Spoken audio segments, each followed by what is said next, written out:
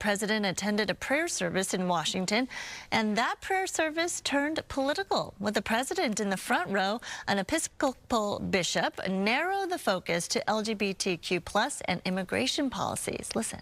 In the name of our God, I ask you to have mercy upon the people in our country who are scared now. There are gay, lesbian, and transgender children in Democratic, Republican, and independent families, some who fear for their lives. I ask you to have mercy, Mr. President, on those in our communities whose children fear that their parents will be taken away, and that you help those who are fleeing war zones and persecution in their own lands to find compassion and welcome here.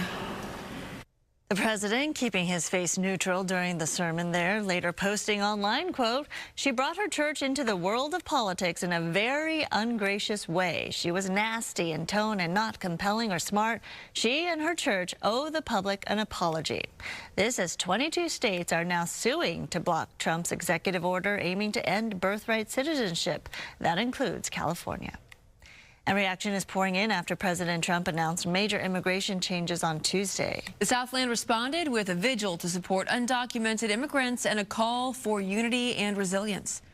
Lord, prepare us. We're all immigrants. This country is made up of immigrants. No matter how far your lineage goes, we're all immigrants here. So, you know, I happen to be Latina, so I came here to support. I think that this current administration is trying to instill fear in people, but our people, immigrants, are resilient, and it was really important to show that strength.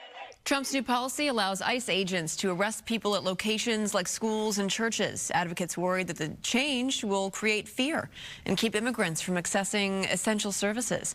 Meantime, in Orange County, the response was different. Huntington Beach's city council voted unanimously to declare the city non-sanctuary.